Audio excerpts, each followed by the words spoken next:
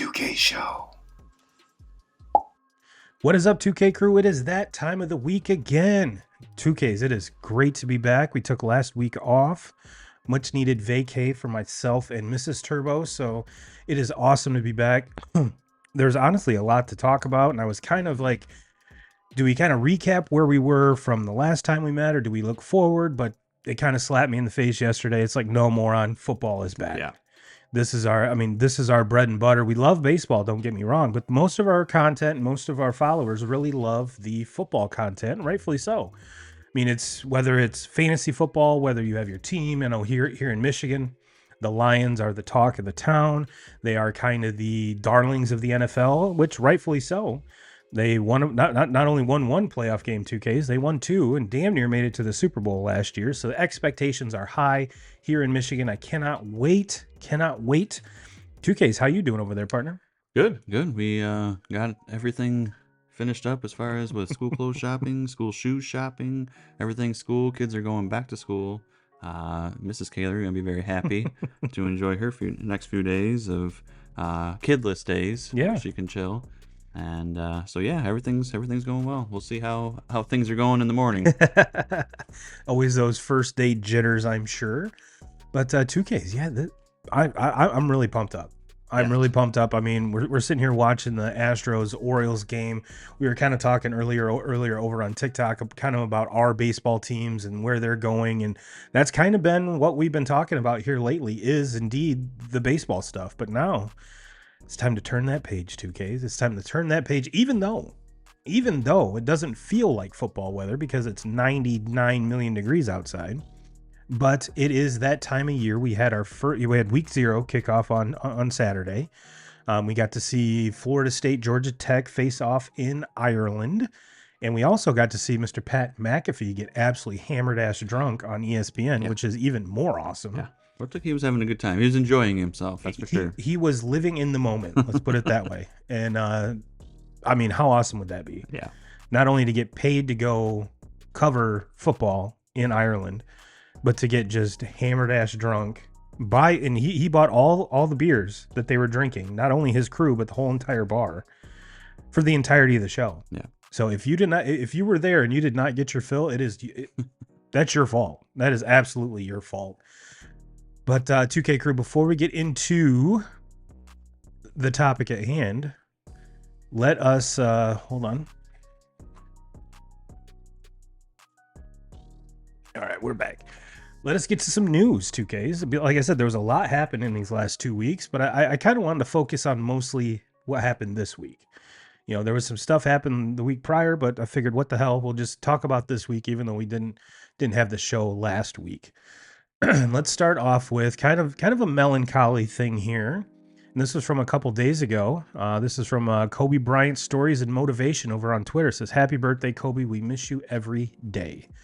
And that was 2 days ago. So we're looking at Friday was Kobe's birthday. So definitely missed. And I'm sure we're not the only ones. And, you know, we could go on and on and on about who is the GOAT. But you know what? We'll never know. We'll never know. And that is fodder for another podcast. But did want to give a big shout out there. And let's see. Let's get one more funny one in here before we start breaking down some of the baseball news that happened. This is a tweet from Trey Wingo. "The best way to sum up how long Tom Brady played football? This was his first appearance in a video game juxtaposed next to his last." And for those of you over on TikTok, it is a picture of him in an NCAA football game as compared to, what was it, last year's or 2 years ago? 2 years ago, Madden 23 or something. Yeah. Yeah, it's unbelievable to me because like I can remember being like my kid's age and playing some of them games like on the original PlayStation or PlayStation 2 and thinking to myself like, man, these graphics is are fucking awesome. And now, you know, when I'm playing like my PS5, kids will walk in or Chell will walk in the room and be like, they think it's like a real game that's on the TV. And you know, it's where we're at now as far as what technology and graphics are. It's just mind-boggling to me. Yes, and I think the only next step is to make everything just virtual, which is kind of weird, but it's coming, and I'm sure we'll adapt somehow. Hell, I'm still used to getting used to the two joysticks. So goes to show you how much I play video games anymore. But 2K's monumental things have happened. Monumental things have happened this week in the land of baseball. Let's rip this one out here. This is a tweet from Jeff Passan, which is inaccurate as we sit here right now. Aaron Judge just hit his 50th home run of the season. It's still August. Well, Jeff, he hit one more later in that game. So yes, as we sit here, August 25th, Aaron Judge has 51 home runs. And I'm putting together a really cool kind of, might be a whole episode, but it'll definitely be a big portion of one, comparing Judge as compared to some of the contemporary hitters of our day. So keep an eye out for that. Haven't quite got there yet, but we will get there. And it probably will be in the off season, just because, just like today, this tweet was from this afternoon, and he's already hit another one. Mm-hmm. And not only 2Ks, with this one here, the second one, number 51, was a back-to-back with Soto, him, and Stanton. First time that's happened in Yankee Stadium since like 2019 or something. And if you think of the lineups that the Yankees have run out there on a day-to-day basis, it's kind of hard to believe that that hasn't happened more often. But big kudos to Judge. I want to say he's very, very close to the pace that he set when he did hit 61. Now, the thing with this is 2Ks is he got off to a very slow start. Mm-hmm. Like everyone was wondering if he was hurt. Everyone was wondering what the hell's going on with this guy. And if he would have had, I mean, granted, this pace, can he keep it up? Only time will tell. Mm-hmm. You know, and knock on wood, injuries have been a bug that has bitten him from time to time in his short career. And I have a feeling it's going to just remain, can he stay healthy? And on top of that, are people going to keep pitching to him? You know, he's second in right in that lineup. Soto's second. So yeah. Yep. So obviously commanding a lot of respect because they don't want to pitch. They don't want to walk Soto to get to Judge. Now I have a feeling that once, and we talked about this 2 weeks ago, is when is the point that Aaron Boone's going to flip flop them in the lineup because no one's pitching to Judge. Right. I mean, granted, Stanton hit a home run today, but out of the 2Ks, who would you rather face out of those three? Soto, Judge, or Stanton? Stanton. I mean, obviously. Yeah. I mean, because Judge is by far the best out of them. I mean, he's arguably the best hitter in baseball right now. Yeah. And Soto is just such a good major league hitter, you know, to where Stanton, he's the obvious pick there because there's just so many holes in the swing. Yeah. Obviously, he can take you a yard at any time, but strikes out a lot. You can pitch around. I mean, you can get him out without having to throw him a strike. Yeah. You can't really say that about Soto. You're going to have to throw him strikes because he's not going to swing at anything out of the zone, which makes him the perfect hitter to have in front of Judge because he's going to be on base a lot. Oh yeah, but I have a feeling we're coming to that time where the Yankees are going to have to flip-flop them in the lineup because, there's no point in facing Judge when you get Stanton behind him. But if the whole process goes out the window. Do you walk Judge to get to Soto? I mean, that's a whole different animal, whole different set of problems. So just something to keep an eye on. And 2Ks, that was not the only thing that happened when it comes to home runs. Shohei, 40-40 yesterday. Yeah. I believe he hit another one today, or at least stole a base today. And this is from Baseball is Dead. And he did it walk-off grand slam to join the 40-40 club. And I believe he's one of 6 people now that are in the 40-40 club, the first Dodger to do it. And I have to admit, 50-50 is completely on the table. Don't you agree? Absolutely. Especially with this much season left, and he's been on just as big of a heater almost as Judge has. So yeah, I mean this is really exciting. I mean, it seems like every single season 2Ks there's something he does that you just sit back and go, holy shit. and he's pitching off a mound already. I saw that today. Yeah, already he's doing this with a hurt wing. Going 40-40. I know the elbow has absolutely nothing to do with stolen bases, But this is something that, I mean, we did see 40-70 last year when it came to Acuna. And so this is something that, I mean, 50-50 is definitely on the table, which I am super excited to see, super excited to kind of keep track of. There's another streak here, 2Ks. This is from, again, Baseball is Dead. Ellie De La Cruz is the fifth player in MLB history to reach 20 home runs and 60 stolen bases in a single season. Again, we saw that with Acuna last year. He joins Ricky Henderson, Eric Davis, and Joe Morgan.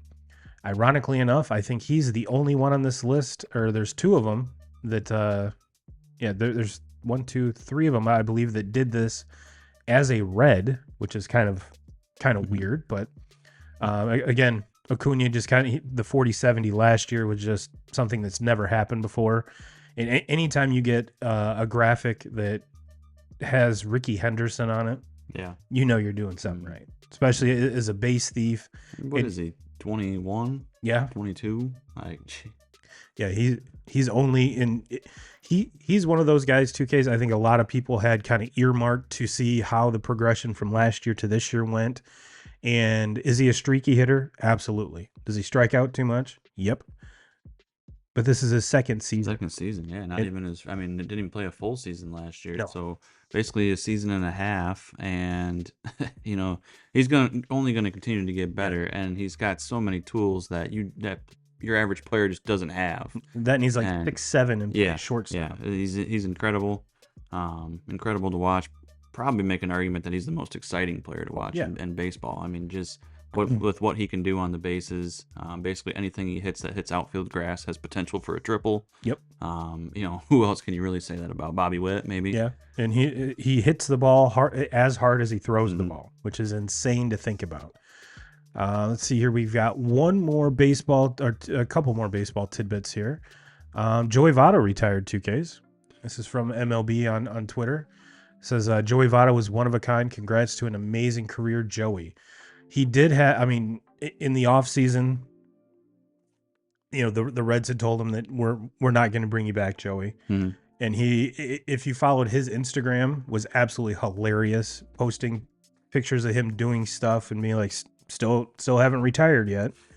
Well, the Blue Jays took a flyer on him and signed him to a minor league contract, and didn't really work out. And they were planning on the Blue Jays were planning on bringing him up when they face the Reds. I think this week or this coming weekend is kind of like a last hoorah, you know, fond farewell type of thing. And he's like, you know what?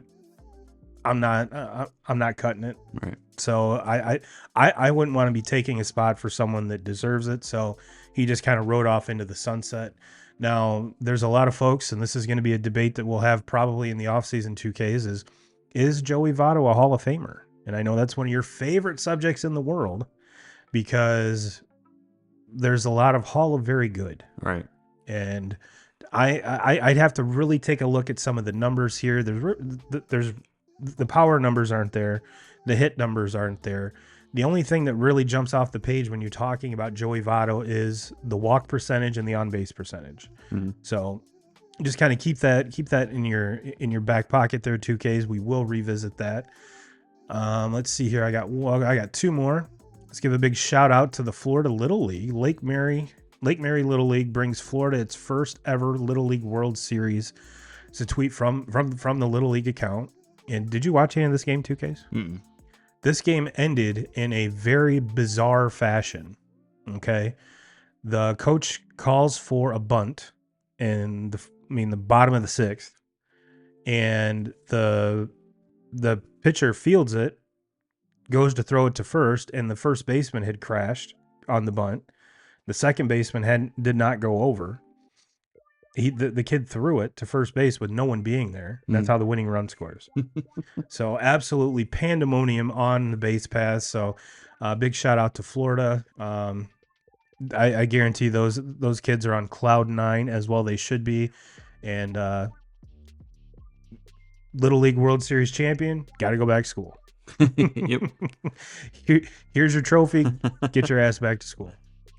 And 2Ks, I have a feeling that some of our viewer numbers are down, because especially our baseball fans, because over on MLB Network right now, they are airing a Greg Maddux documentary. And I have seen bits and pieces of this, kind of the little trailers and teasers that have come out, and I cannot wait to watch this whole thing. Yeah. I cannot wait. But this is a tweet from Hembo over at ESPN. My favorite mind-blowing Greg Maddux stats.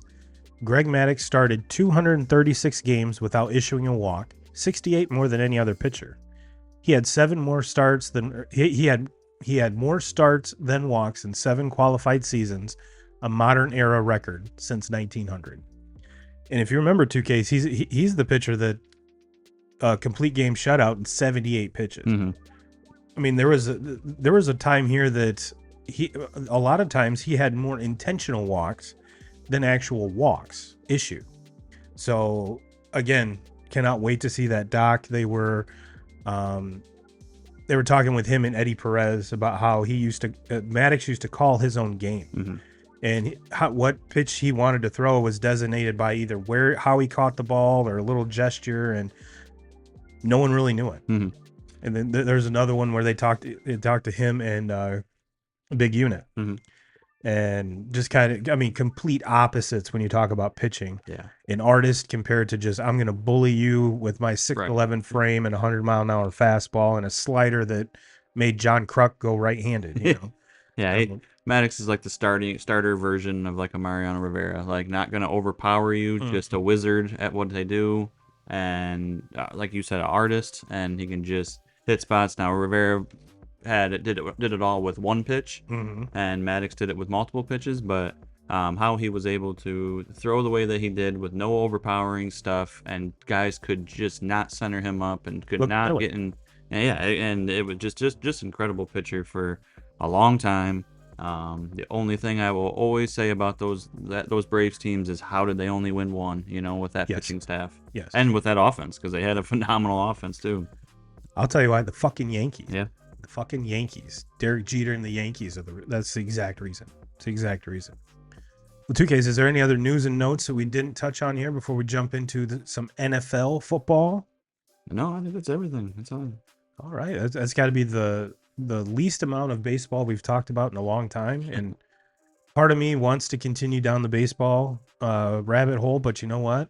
You got so much football to talk about, and honestly, a lot of baseball left. So, NFL. I mean, we've seen the preseason. We've seen, or at least some of it anyway.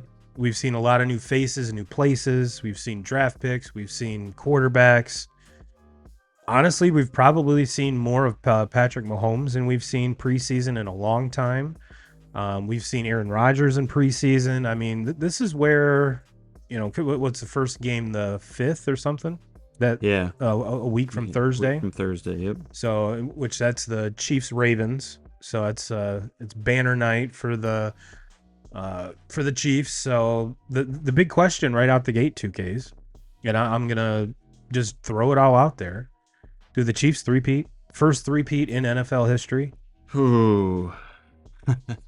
It's hard to bet against them, right? I mean, it's not like they lost a whole lot. You think of Snead, the defensive back that goes. That was a huge part of what they did last year. But as far as their offense goes, I think their offense got better. Oh, yeah. You think of what they did with bringing in Xavier Worthy, bringing in Hollywood Brown. I mean, that was the talk last season, right? Was just how bad their receivers were. Worst receiving core he's been with. And as the season went on, you started to see this Rashee Rice kind of take off and become, his own person, and became, outside of Kelsey, Mahomes' favorite target. Isaiah Pacheco as a running back, he became the running back there. They were kind of a running back by committee there for years, even with their first couple of Super Bowls with this group. That's kind of how they did things. Well, now he's the guy, and deservingly so. I mean, he's one of the better running backs in the NFL, and so much fun to watch because he just drops his fucking head and goes. Yeah, he's awesome. And so the offense, I expect, is going to get better. It's going to be, can that defense live up to what they did last season? Because that defense was incredible. And most of those guys are back. Yeah. Most of those guys are back. As good as Mahomes is, Mahomes, he leaned on that defense last season to get them to where they were. Now, did he make the big plays in the Super Bowl? Absolutely. But they're not there if it's not for what that defense did as far as that, because it took a long time for that offense to figure it out. it's hard to bet against them. But the thing is with the NFL is the parity is it's just so tight, and I'm looking at like 4 or 5 different teams, and I think you can really make a case for. But then as the season goes on, like there's going to be some other teams to step in. Like when this Houston Texans team to me is a team that could shock people. Love them. Aaron Rodgers being back with the Jets. Like let's see this. We didn't get to see this last season, and a better version of this Jets team. Yeah, and so I feel like they're a team that's going to be at San Francisco. They're always going to be going to put themselves in it. Detroit Lions. To me, I think that they're better than what they were last year. 100%. So there's multiple teams that have went out and gotten better. And it's going to be fun to see it all shake out, and I mean, but this is what makes the NFL, to me, the best sport in the world there is to watch, is because of the parity. There's just so close. Any team can win on any given Sunday. There's really only maybe 1 or 2 teams that you can really just bank on being shitty, and other than that, everybody else can really knock off anybody at any time. So, yeah, I mean, if I'm putting money on it, and if I'm throwing down a bet, I can't see any way that the Chiefs would not be the favorite just because of what they have. Well, it's funny you mention that because they are the favorite according to FanDuel. They're at plus 550, followed by the Niners plus 600. Then it's kind of a big jump going to Baltimore at 1100. Closely followed by the Lions at 1200, as well as the Eagles.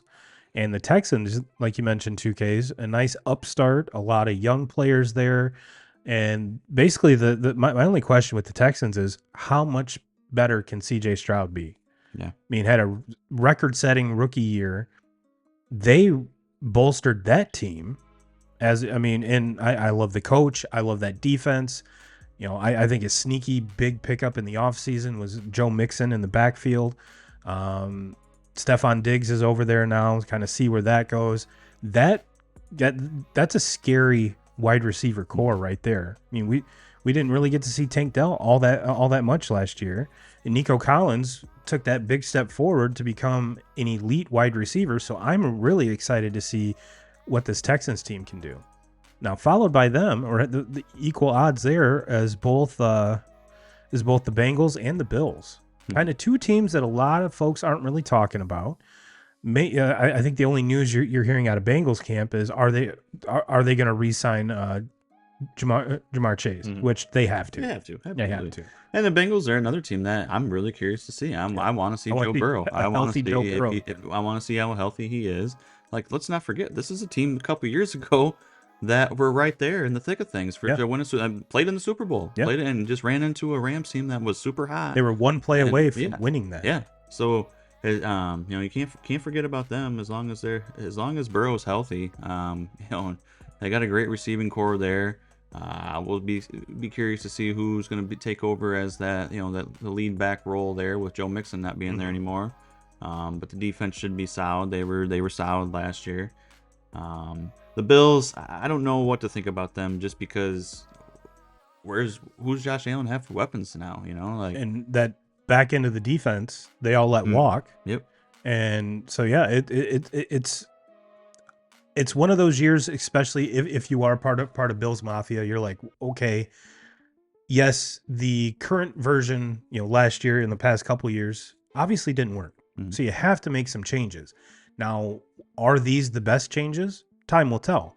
But this is something that had to happen because otherwise you're paying the same guys and getting the same results. But I'm right there with you. Who, besides Kincaid, the tight end, Gabe Davis is gone. Like we already mentioned, Diggs is gone. Yeah, you think they draft? What's the rookie that they drafted? They drafted one of the rookie receivers. Didn't they get the kid out of Florida State? Am I thinking? Yes. Right? Yeah. Keon Coleman. Yeah. So that's going to be for people following that are interested in the fantasy football. There's a rookie wide receiver that I think goes off. I mean, had a great college career. Started at Michigan State, ended in Florida State. Great in both places.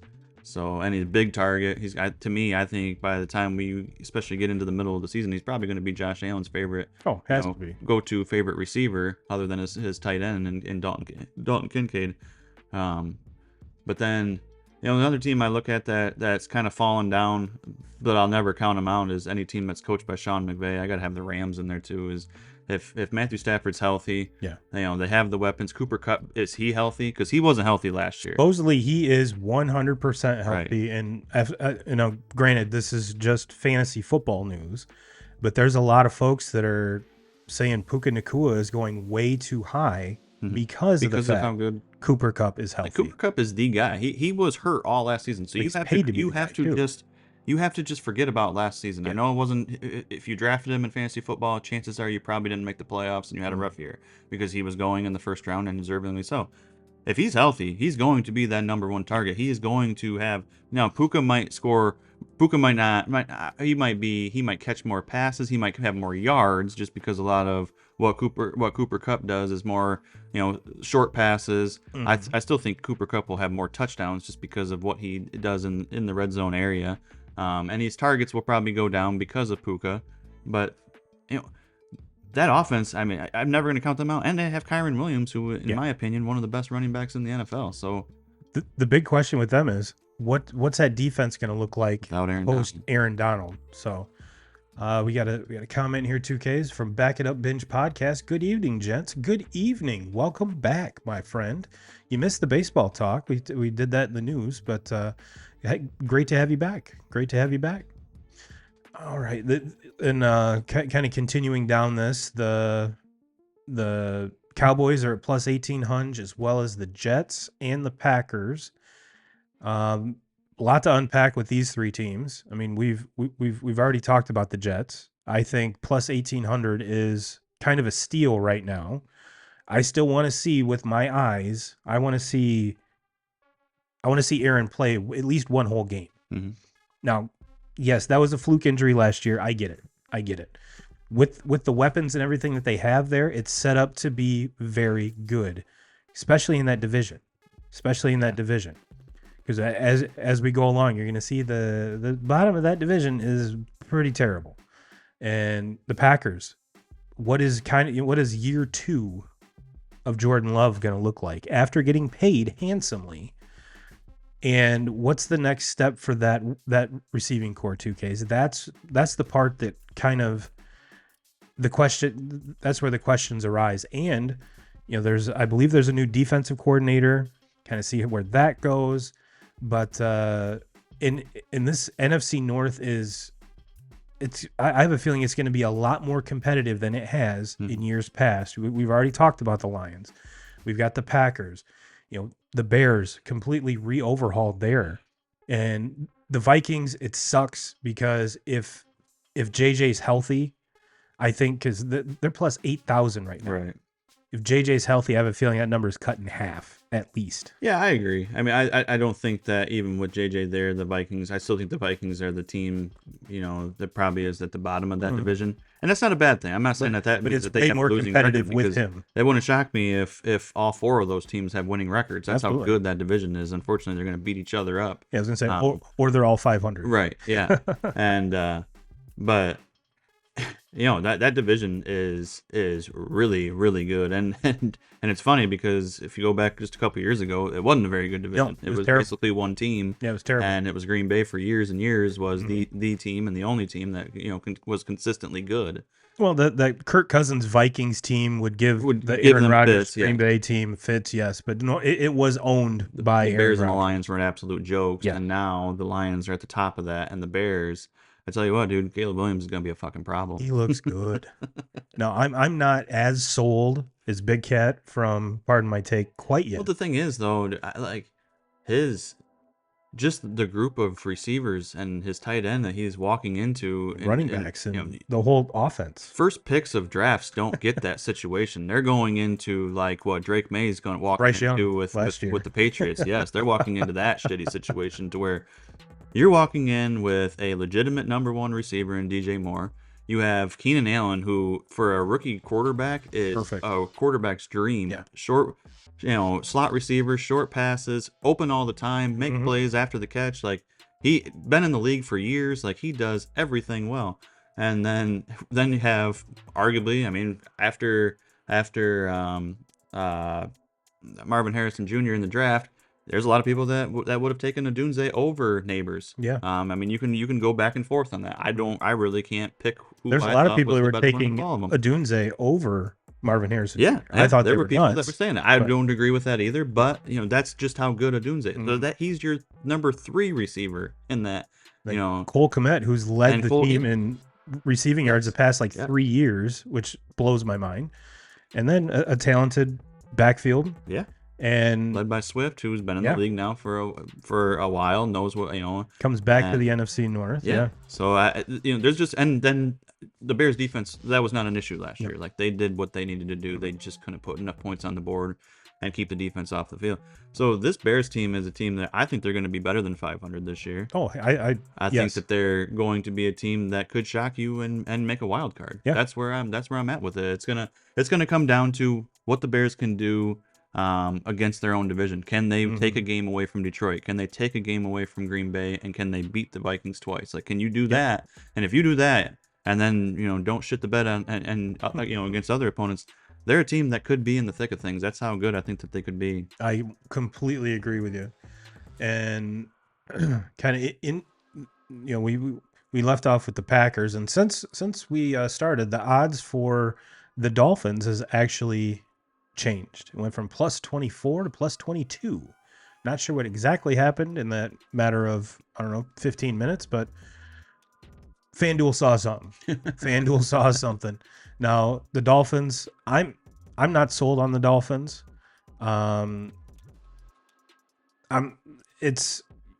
We saw Tua stay healthy all year last year, which was the major problem. Mm-hmm.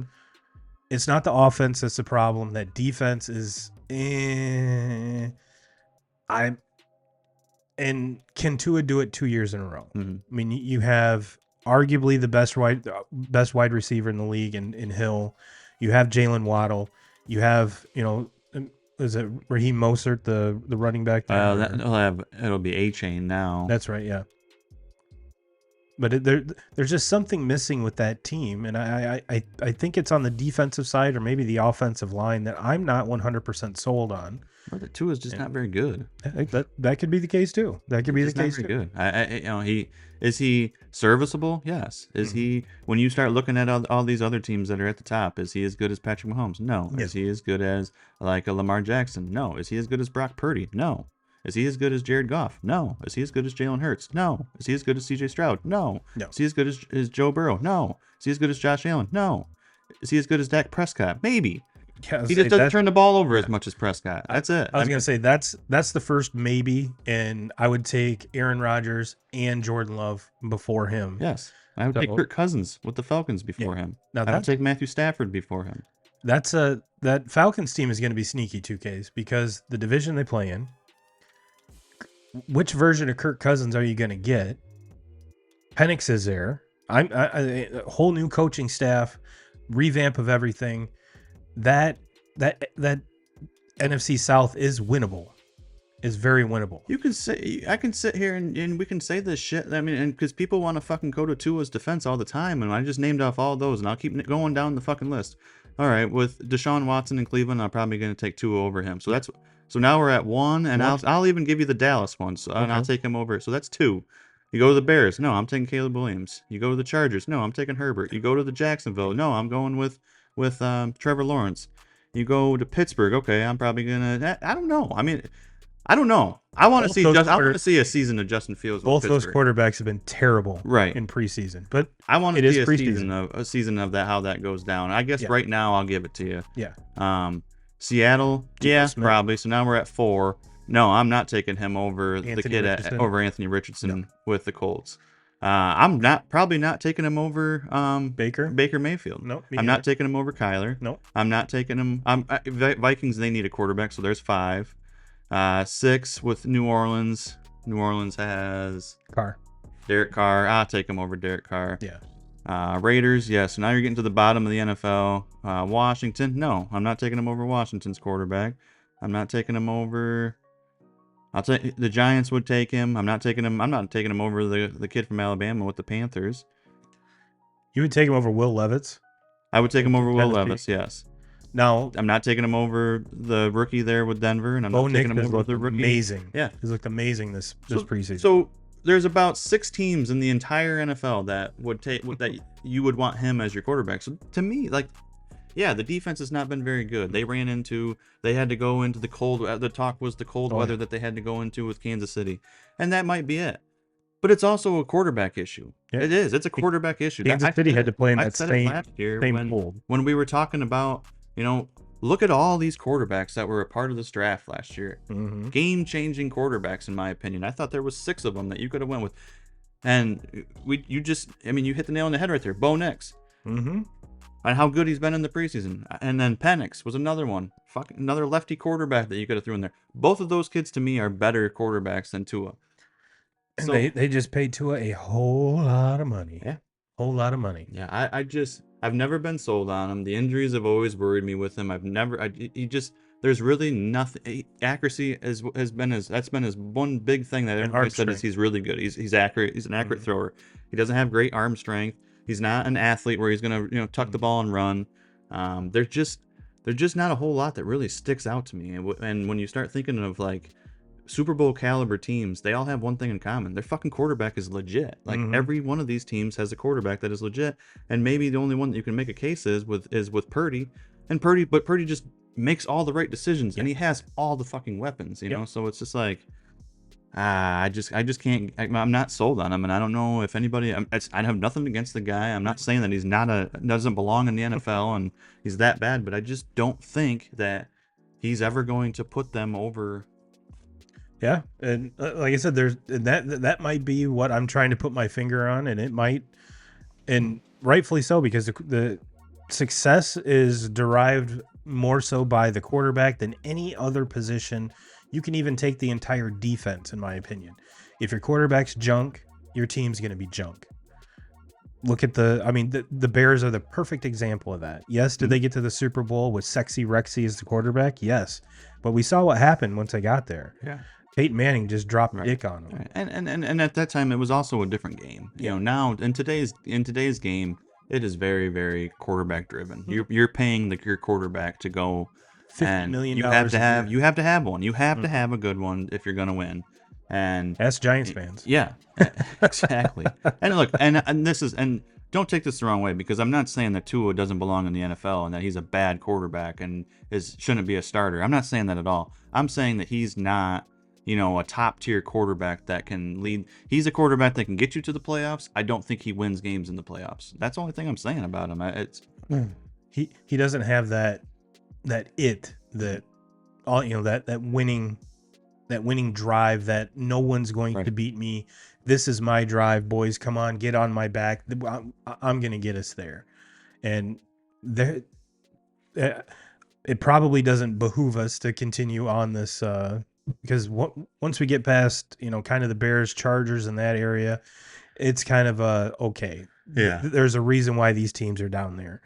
But with some of the off-season additions that were made, and I think other teams in the division have went south. I think that the Eagles are not as good as what they were last year. I don't think that Dallas has got so many distractions like they always do, and plus they can get to the playoffs but they never do anything. A team that made a lot of moves in the offseason and got a lot better, and maybe took a, Caleb Williams has been so good, but the kid from LSU has been great too. Washington could be a team that maybe could surprise some people, because they made a lot of moves in the offseason to get better. Obviously, a head coaching change kind of changed up everything. Needed that. They're that one team in the bottom. When you start looking at like the bottom 10, 12 teams, they're that one team that I could see maybe making a run and be in a playoff. And I need to see a better Trevor Lawrence this year. Yeah. I need it. I also need Anthony Richardson to stay healthy. I want to see what this kid's all about. Yeah, so I. When he was playing, electric. Yeah. His style of play is going to need to. It draws a lot of comparisons to Josh Allen, and rightfully so. This is a guy that, yes, 1 year. I get it. When he was on the field for those 4 games, awesome. Oh yeah. A complete game changer. I need to see that more. And I need to see that more. Wasn't on the field with Jonathan Taylor, and now to have both of them on the field at the same time, let's not forget what Jonathan Taylor was all about here a couple years ago.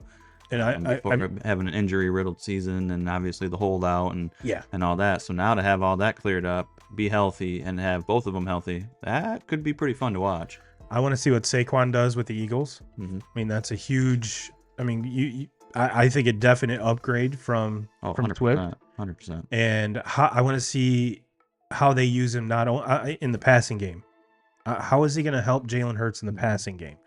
There's a lot of folks saying, left a big hole with Kelsey retiring. I get that. He is the center. He's the one that there's a lot of responsibility there, and he was very good for a very long time. The key to me with that team is Big Dom's back on the sideline. Yeah. I mean, they were a big deal. They were undefeated when he was on the sideline. Now he's guaranteed to be on the sideline every single week. And can Saquon stay healthy? If he stays healthy, that's the key to that division right there, is that one player. And because receivers, they have dogs. I mean, that's not even a question.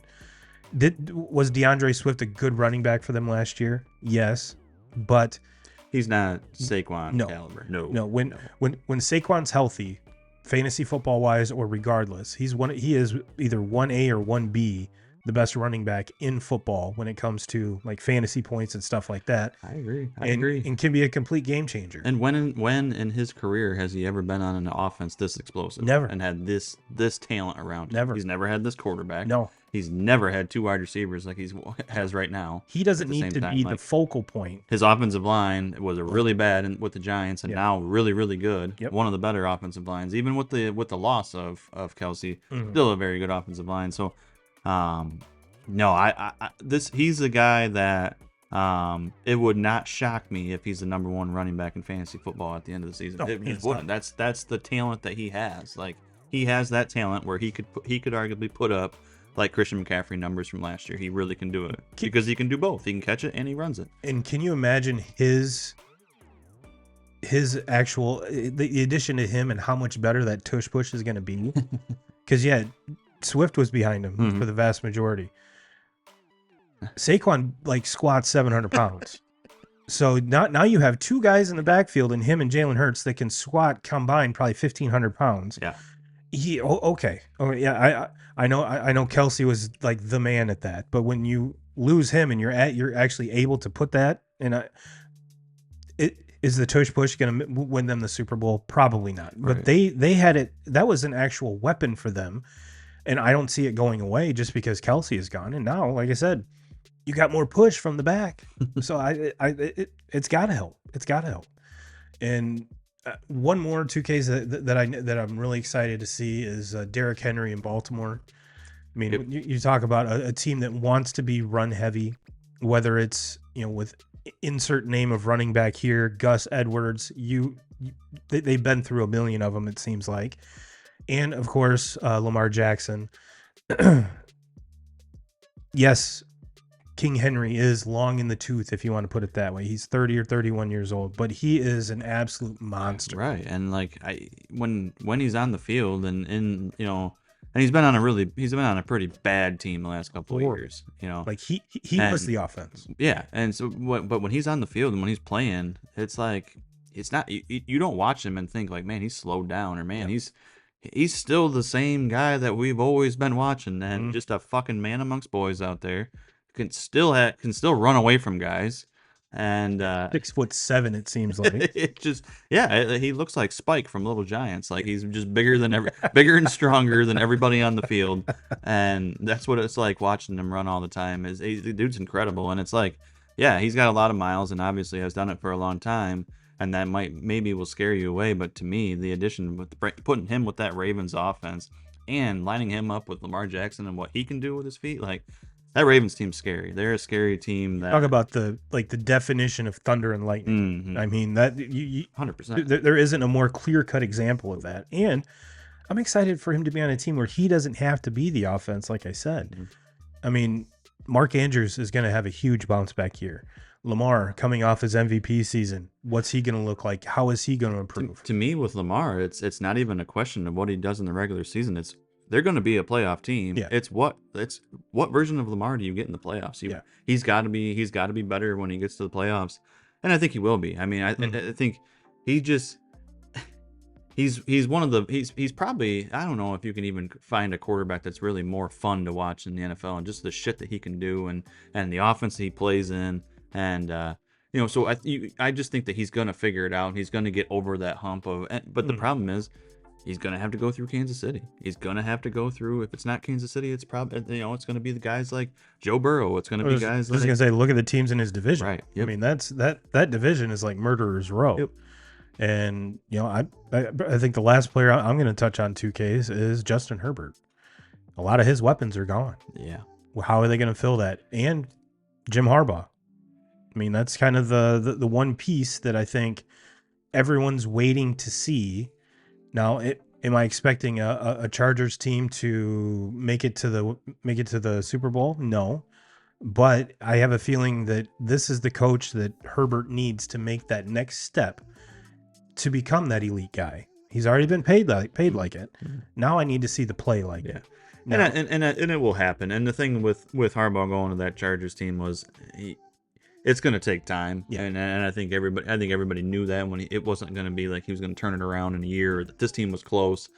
My thing with the Chargers is, I thought there was a lot of games watching them last year where, just some of the situational football, obviously going for it, and shitty situations. They had a very good defense, but they were constantly put in situations where they had to make stops with short fields.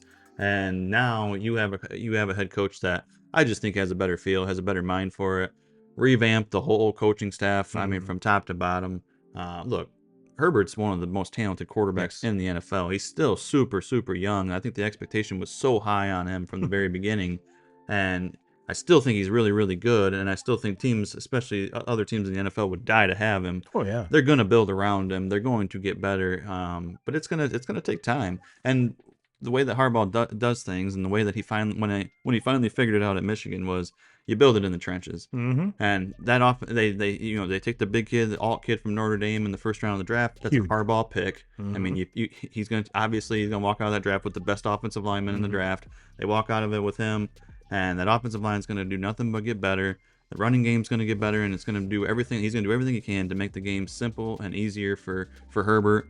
And they get that McConkey kid from Georgia. Mm-hmm. He's going to be open all the time. He's going to be a kid that probably going to remind you a lot of Cooper Kupp here in a few years, and they'll figure it out. To me, the Chargers were just a team that you just never knew what version of them you were going to get. Yeah. And I think it's pretty safe to say what version of them you're going to get. They're going to be a hard team to beat. Are they going to be a playoff team? Are they going to be a team? Nothing like that. But they're not going to be a team that just lays over for you.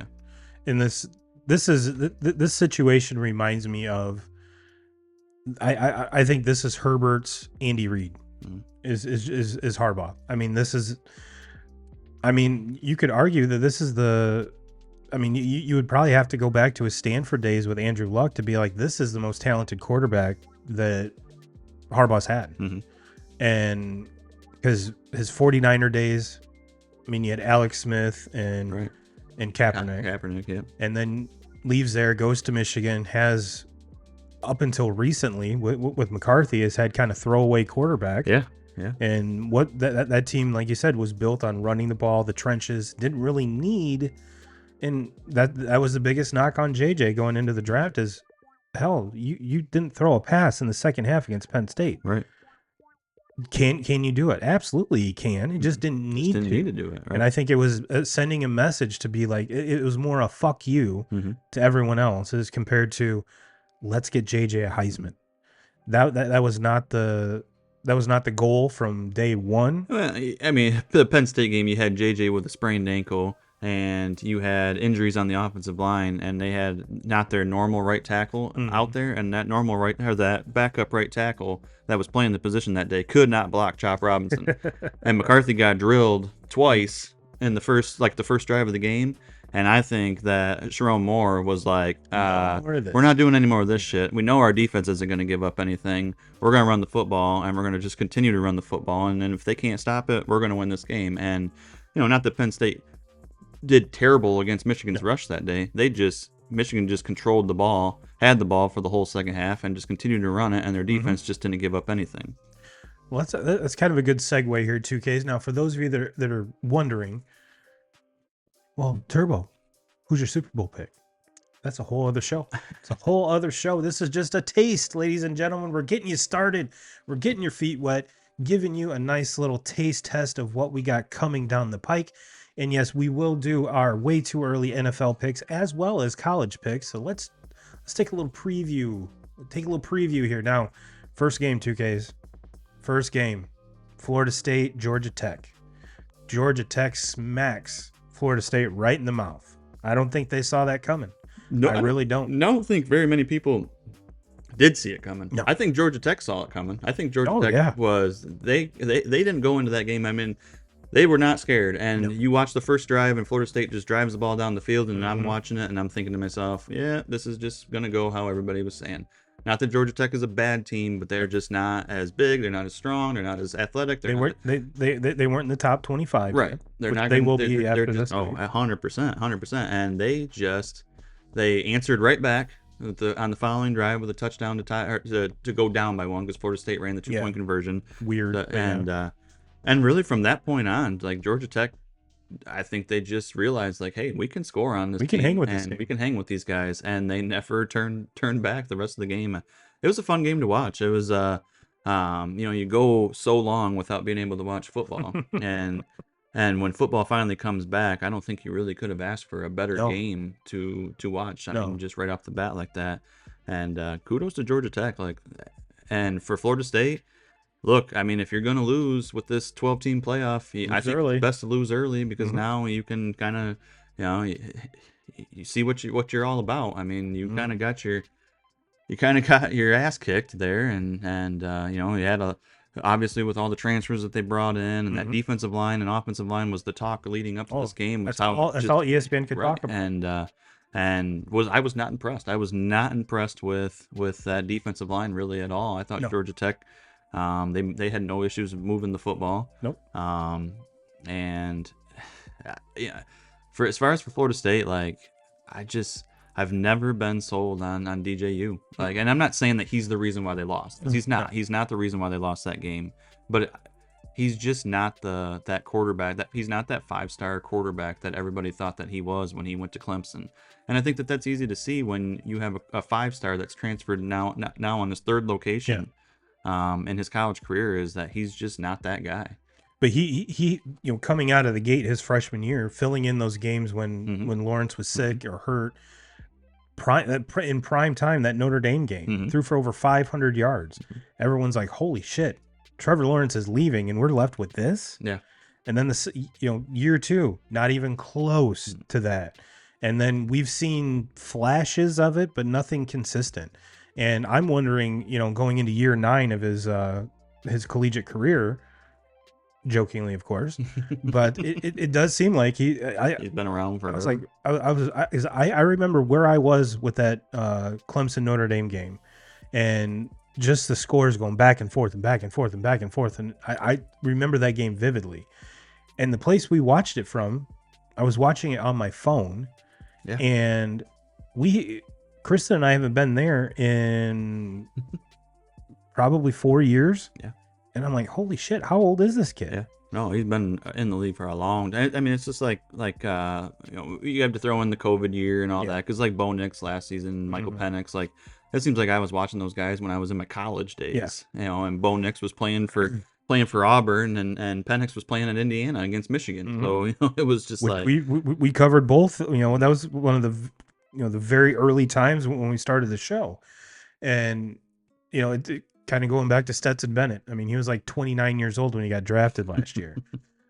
Joking, obviously. But speaking of Stetson and the Georgia Bulldogs, they're at plus 250 right now to win the whole damn thing. I can't argue with it one bit, and I have a futures bet with a few champions on, and I'm not going to give it all my other ones away, but I'll give this one away, and I took Georgia to win it all. And the reasoning for that is I just think that this is going to be a team that plays with a chip on their shoulder this year for what happened last year. Yeah. Wow, because to me, the two best teams in college football last season were Michigan and Georgia, and to see those two teams face off in the national championship, I think that would have been the best possible matchup that you could have come up with.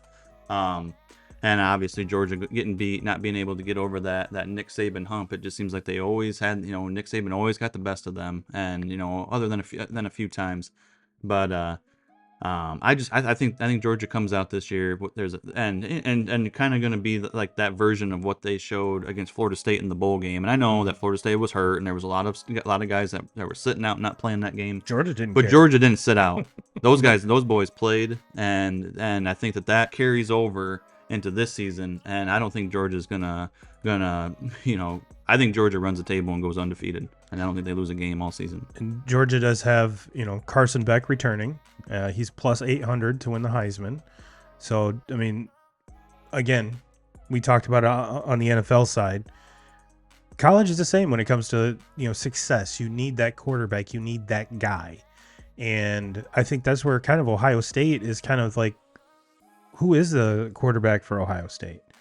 The dude that was there last year transferred, and this is supposed to be one of the most talented Ohio State rosters like ever, and they're sitting there at plus 400, and Oregon's plus 650, Texas plus 850, and I honestly, and they're probably, I mean, obviously they're the top ranked, or at least odds wise, 2Ks of any big, or the. I have to remember Oregon's in the Big Ten now as well. That's going to be hard for me to get used to. Mm-hmm. Like, no, for sure. The top, because you immediately think Ohio State. Okay, where's Michigan? Where's Penn State? Where's Iowa? Those are like the main teams when you think of the Big Ten. Not anymore. You got Oregon. You got USC. We're probably not going to see UCLA on this list for a while. And what's Washington going to look like? Mm-hmm. So to get, I'm curious to see, like I said, the quarterback play from Ohio State. Right. If you look at, I mean, Georgia, we already talked about Beck. Oregon has Dylan Gabriel, who is the odds-on favorite to win the Heisman right now. Mm-hmm. And then you go even further than that. You got Quinn Ewers at Texas. The kid from Alabama returns. Dart with Ole Miss. Yep. And then Riley Leonard at Notre Dame, who's going to replace Jaden Daniels. And then you kind of get into kind of the, some of the more unknowns when it comes to the quarterback situation. That shocks me with LSU being up so high too. Me too. Like, their defense couldn't stop anybody last year. Terrible defense. And you're replacing, your quarterback and Jaden Daniels, and so it's like, I don't see how they're up there that high, and I look at some of the teams after them. Like, I have to have Penn State above them just because of Penn State's schedule. Yeah. And Michigan's schedule is a gauntlet, but to me, if Michigan can, you think of the Big Four games that Michigan plays this year. If they split those and go 2-2 on those, they're probably a playoff team. Yep. As long as they don't shit the bed elsewhere, on other teams. And I'm not saying that won't happen, because, it could. But then I look at like Tennessee, they should be pretty good. Missouri coming back, Missouri should be a solid team. I can't have LSU that high up. They're the team that, when I look at those teams right there, they're the one team that I would say I don't even know if I could have them in the top 15. No, and they're plus 2,000. Same odds as Penn State, then followed by Michigan at plus 3,000. So yeah, and this whole thing, and yes, like I said, we will be doing a way too early college edition of our picks too. But just kind of, I mean, the biggest news out of college football 2Ks is the 12-team playoff, and I went into this as a Notre Dame fan, being like, okay, if let's say Notre Dame runs the table, they're undefeated, they are going into the playoff the number 1 seed. They can't be the number 1, 2, 3, or 4 seed because there's no conference. They would be slated in that number 5 seed. And it took some kind of rewiring in my brain to kind of be like, okay, I'm good with this, because those top 4 now get a bye while everyone else plays a game. Well, and Notre Dame not having a conference championship, that's their bye. Yeah, exactly. So and if they're that number 5 team, that game's going to be in South Bend against the number 12 team. So they're kind of getting the worst of the best. I'm okay with that. Mm-hmm. I didn't think about it like that. Immediately I'm like, well, that's horse shit. Mm-hmm. You know, and now when it's going to muddy the water is that the worst of the 4 conference champions who could be like ranked 15th going into this automatically getting a bye, and now they're the number 4 seed. That's kind of where the water is going to get more muddy, and I think a lot of Notre Dame fans take a step back. Mm-hmm. Like I said, maybe you guys didn't think about it the way that because I had no idea. Mm-hmm. And if that's the case, I'm fine with that. Yeah. Now I do have a feeling. Just join a fucking conference. Yeah, I get it. Just join a fucking conference.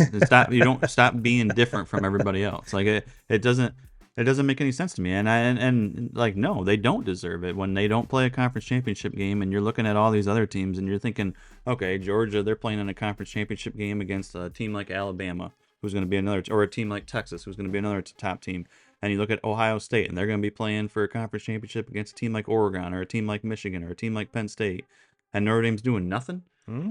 You know, and even okay, and yeah, you can make the argument that, like, say the team out of the Big 12 is just not, you know, I don't think we're going to have that problem this year because I think Utah is going to run that very good conference, and with Cam Rising coming back, I think Utah is just they're a lock to be in the playoff, in my opinion. I think they win the Big 12, and they're in.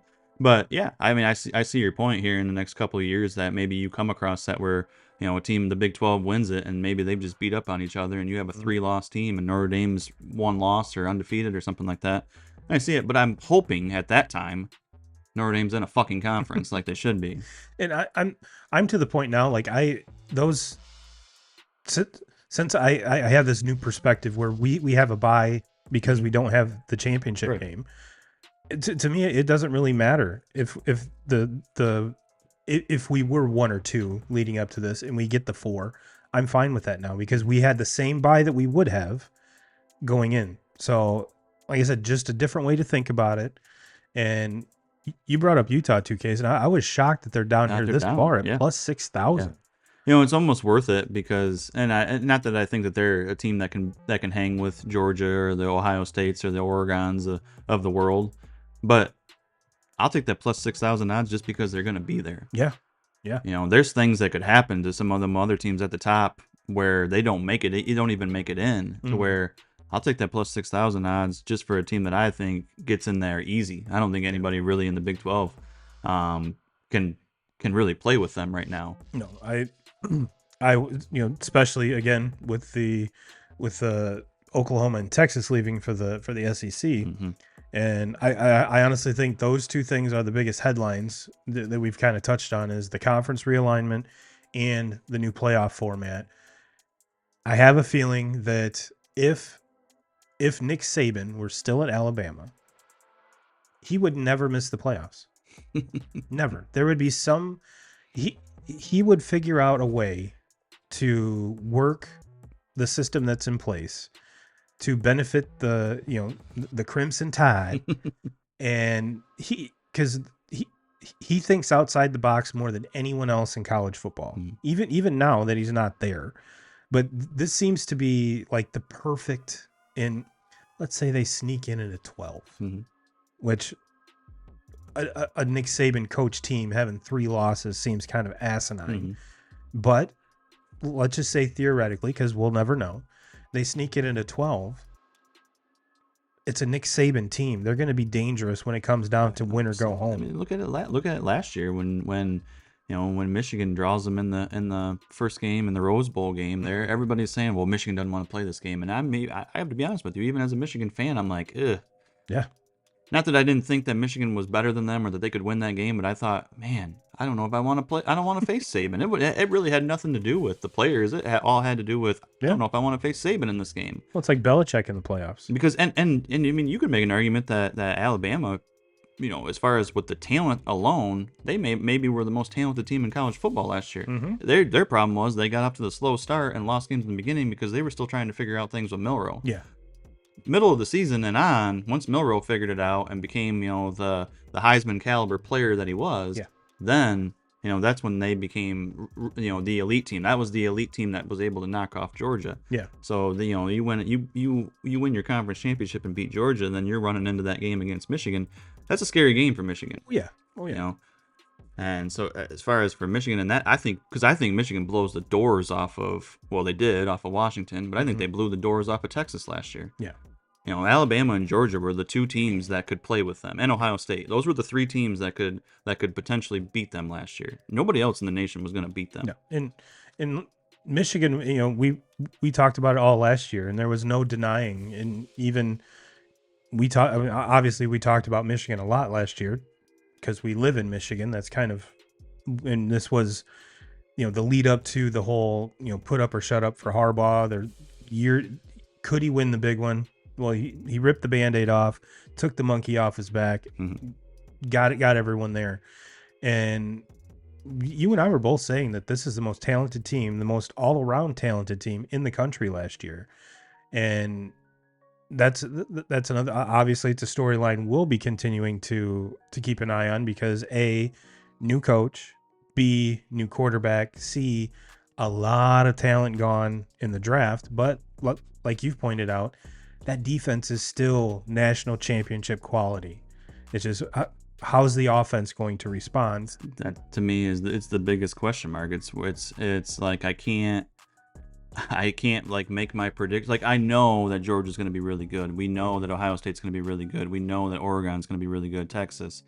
But when you start talking about last year's national champion in Michigan, it's the question mark at quarterback. We don't know what we're going to get at quarterback. We don't. I mean.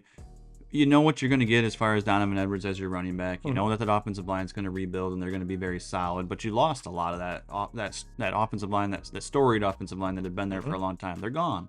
So now you're basically rebuilding. I think they're going to be fine there. The thing that they have that they can hang their hat on is they know they're not going to give up very many points. Right. Their defense is going to keep them in games and give them opportunities to win. The problem is you're trying to figure out quarterback situation and you play Texas in week 2. Yeah. And you follow that up in week 4 with USC, and you follow that up with Washington, and so you're playing against some legit. It's not your typical Michigan schedule where you have 3 or 4 tune-ups before you face your first, Big Ten opponent. Yeah, there aren't too many cupcakes in that schedule. No, not too many. 2Ks. We gave everyone some extra time since we didn't meet here last week. I was too lazy to put together a top 5. That's on me. I kind of figured that we were going to get a little bit carried away on the football talk anyways and not have and the thing is like I could probably go on for another 2 hours talking about football. Shit. This is what we love. It's good that football's back now. Would really be nice to have some football weather. We had it a couple weeks ago. Yeah. Or even last week. Got up and it was 40 degrees out and I'm like, "Yes, this is my shit." Yeah, that's my favorite weather of the year. And it's not that I want to wish the summer away because I do enjoy summer, but like I'm over the 90 plus. I'm over the humidity. I'm over the 90 plus. I'm over that shit. Like I like my favorite weather, and I wish if it could be year round, would be like frost in the morning and get up to like in the 50s and sweatshirt weather. Yeah. You put on a sweatshirt. Still golf in there. Yes. Yeah. You can still do everything outside that you want to do. Other than, you're not going to be swimming in your pool and all that. But that's my idea of the perfect weather. I know there's I know my whole family would argue with me on that one, but no, I'm not a huge pool guy. Not a huge outdoor. Me either. Hang out by the pool. I love my hot the tub. Beach or that kind of. Yeah, I like my hot tub. I like my hot tub. I like my hot tub when it's 50. A lot better than I like my hot tub when it's 90. Yes. Yes. Now, what would 2K Crew? One thing you might not have heard us talk about is we haven't given any fantasy football updates, and that's because we're taking a break from fantasy football and we're doing a survivor pool. There's 2Ks. Have you made your first pick yet? I think so. Okay. We don't need to announce it yet. I'm holding off just because it's still preseason. There could be an injury. Yep. And I've never done this on Yahoo before, so I don't know if I can actually retract that pick or if it's locked in stone. I know there are some folks that have theirs locked in. I do not. I will be making it closer to. And I'm kind of shocked there's there's more people that don't know what a survivor pool is. Yeah, I didn't know what it was until. Yeah, for those of you wondering, it's you basically pick a game a week, and it's not like the group picks a game. You look down the schedule and you're like, okay, like week 1, for instance, we talked about the Chiefs Ravens, and you're like, all right, I want the Chiefs. I'm riding the Chiefs this year. I want the Chiefs. So you pick the Chiefs. If the Chiefs win, you move on to week 2, and every week that you win, you continue to move on. The only caveat is you can only use a team once. So if you want the Chiefs and you pick them week 1, you cannot pick them the rest of the season. That's what makes it kind of cool. That's how it makes it a little bit harder, a little tougher, because if you pick the Chiefs and the Chiefs win out, let's say they go completely, undefeated, that's kind of easy. But you can only use a team once, and that's where the strategy comes in. Do you want to hold off on one of these big studs in a like a complete, mismatch, or there's lots of ways to think about it. Taking a team early that you think, okay, while teams are kind of getting shit sorted out, could they pull an upset off early? And then as compared to later in the season when you're stuck with, the Titans and some of these other teams at the bottom, you're like, oh shit, okay. My thing is, and what I was thinking about with it though is, does it even make it past like week 4 or 5? It does. It honestly depends on the number of players. And where I'm going at with that is like I touched on earlier, like the parity in the NFL, and how hard it is. And it's like when I was looking at week 1, for instance, like I'm just looking at some of these matchups, and there's like I don't see really hardly any that truly stick out to me, like no, because I'm thinking to myself like, all right, I'm gonna go with who's playing the Giants. Well, the Vikings play the Giants week 1, and the Vikings have a lot of questions on what with quarterback, so that one's not really a go-to pick. And so then you start and you look at like your powerhouse teams. Well, the Chiefs have the Ravens. I'm staying the fuck away from that game because I don't know what's gonna happen there. Packers got the Eagles. I'm staying the fuck away from that. And then you look at like your what was the other one I was looking at? Niners and Jets. I'm staying away from that game. So it's just like all those, and then the Lions are another one of your top picks. Well, they got the Rams. So there's just not. Well, they've owned Matt Stafford, so that's a slam dunk. It's a slam dunk, dude. Come on. I'm not taking that pick. To give it away. That's not my pick. I'm not going to tell you who my pick is. I might tell you, but I'm not going to tell everybody who my pick is. But, and I'm not saying I'm not locked in on it, but I have one that I look at where I'm like, okay, I feel pretty safe with this one. Yeah, I've narrowed it down to 2 games, and one of them, it's like, do I want to use them this early? Yeah. But then again, you have to get to later in the season to worry about that's that. What I'm and that's kind of my mindset with it too, is like I'll worry about the next week if I get there. So I got to go with who I have to go with my gut and what's the safest bet to get through. And the times that I've done it, it has gone to like week 12, 13. That's impressive. And you'll get down to like two dudes. And everyone, and that's even though you're out, you still have the utmost. Like, okay, oh, for sure, yeah, that's impressive if it gets that far. Who's gonna step on their dick first? Who's going to be upset? Which, and usually by then, you kind of know. You kind of know who's used which team and which ones they have left. So you're kind of like, okay, where's he gonna go now? Where's he gonna go now? So it's a different type of exciting than fantasy football, but it's just as kind of an unknown. Sure. Because fantasy with both these, injuries play a huge part in. So I've always wanted to do one of these. And the time situation kind of got out of control, and I waited too long to kind of try to put things together. So that's on me, but I still wanted to do something. So if you guys and gals are interested, get a hold of me on Facebook, or if you do have my number, text me. I'll get you in. It's $20, winner take all. And if we do have quite a few people, we'll try to figure out something for like 2 and 3, so that there's more cash going out to more people, and not just me winning like $400. So Well, 2K crew will get you out of here on that. Everyone have a great week. And as always, Jim Rome, we're coming for you.